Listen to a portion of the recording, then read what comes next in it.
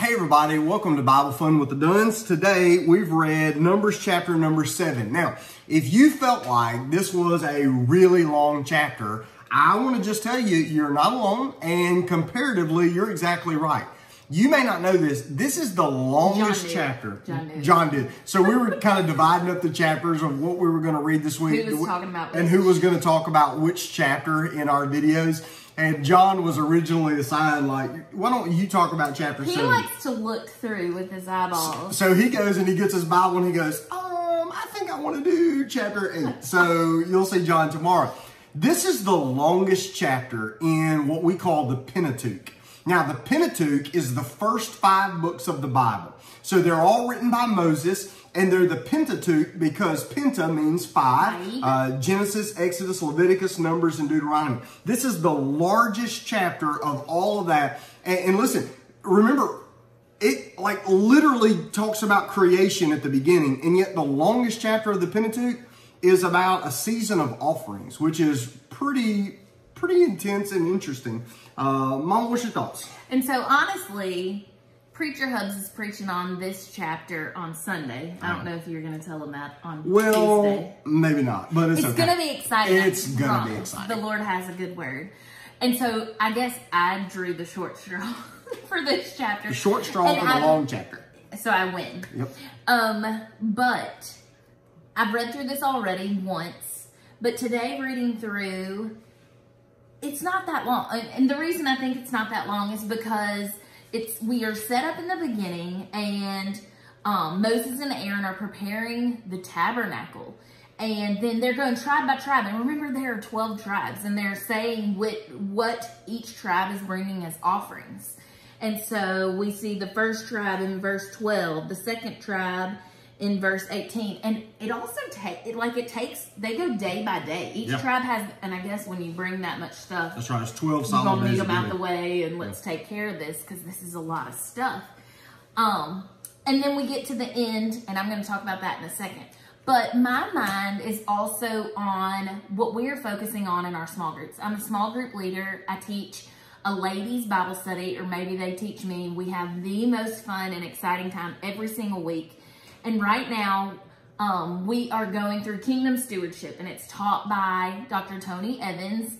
Our Sunday school class calls him Grandpa Tony because we love him. We go to him for his commentary. We go to him for his wisdom and his teaching. He's just one of those tried and true people.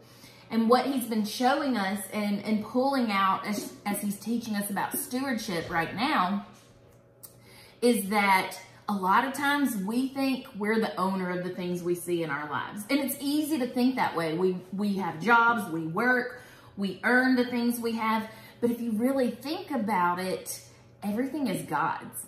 And a few years ago, we studied the idea of stewardship, and God really spoke to me on this, that every single thing that he could ever ask of us, it comes from him in the first place. And that could not be more mind-blowing or more beautiful of an idea of a transaction. And so as I looked to all 12 of these tribes, they have all these things, these carts. Well, where did the carts come from? Where did the wood come from to make the carts? It came from the trees that God grew. Where did the talent come from for them to build those? God created people and gave them gifts and talents to be able to do this. Where did anything that they own come from? It all came from God. And so what a gift and what a blessing it is for him to call them to be a part of this preparing the tabernacle. And what a blessing they get to participate and to give back just a little bit. He's not asking for everything, but to give back just a little bit of what God already provided for them for this very purpose. And so as I look to these Israelites, I'm like, hold on, none of this was theirs in the first place. And so it's so beautiful because when we get to the end of the chapter, what we see in verse 89, it says, when Moses went into the tent of meeting to speak with the Lord, he heard the voice speaking to him from above the mercy seat that was on the ark of the testimony, from between the 2 cherubim, and it spoke to him. And I don't know about you, but I can just kind of picture that's where God's presence was to be. And so this is a brand new way for Moses and for the Israelites to get to interact and to talk with God. Tara Lee Cobble mentioned about this chapter. She says Jesus always teaches us in the New Testament. He teaches us that our heart follows our treasure. And so after all these tribes in Israel, after they bring their offering to God, what we see here is they experience God, relationship with God, presence with God in a brand new way. And I want us to be careful as I think of this idea, because we know from what we've studied in Scripture and what we've experienced in life, God is not transactional. Look at the story of Job. You cannot work for relationship for him. We could never do enough good things to earn a relationship with him, to earn a way into heaven. In fact, everything that we can do, Scripture reminds us that it's as good as filthy rags. Our righteousness is filthy rags without what Jesus did on the cross for us. And so what we really see is that if we're buying into this idea that Jesus taught, that our heart follows treasure, when we are giving sacrificially, when we're being obedient to return what God gave us in the first place, when we're doing that, it is setting God in his rightful place as king, as owner, and it's setting us in our rightful place, and it's humbling us, and it's setting us up for a new level of intimacy, a new, deeper relationship with God. And I can't help but think of what our church is embarking on right now, what we're learning and studying. There's so much depth to this idea of stewardship. And I can't help but think, like, you bring the offerings, God teaches us, he changes our hearts. Our hearts follow the treasure that we're giving to God. Who knows what God is going to do in our lives, in the lives of our small groups, in the life of our whole church, in the life of our community. Who knows what he's going to do? It gets me pumped up. Yeah. I like the fact that whenever you read this, it's absolutely obvious that sacrificial giving was always part of Israelite worship. So it's not something that it's not something that has just been made up in order to pay the bills. It's always a reflection of whatever we give, we're saying we can live without, but whatever we give to, we're saying that is more important than what we have. And so in this story, in this moment, in our lives, whatever I give to the Lord tells the Lord I love him more than I love that. And I like the fact that when Moses goes into this tent of meeting, Moses went to God and he prayed and God answered him.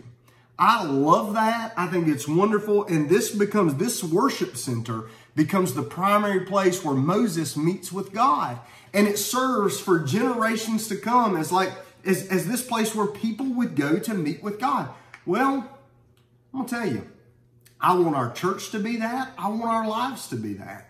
And I think it comes down to us coming together and saying we have no God except God, and he is the shepherd, and I don't want anything else but him. I think that's what it comes down to. So when you read through this, understand this is not about money. This is all about what our heart believes is the most important thing in our lives. That's what this is about. I can't help but think, because this is so organized, because it's so obvious that it's organized. In fact, every single thing, if you've paid attention at all to what we've read this year, God is detailed and he's organized and he has a plan. It's like this is an intentional plan. Not that God would ever need us or need anything from us. He could set his presence however he wanted it, but we get to be a part of it. He chooses to include us intentionally. I love it. I love it too. I love it too. All right. We hope to see you tomorrow in chapter number 8. We'll see you then. Bye.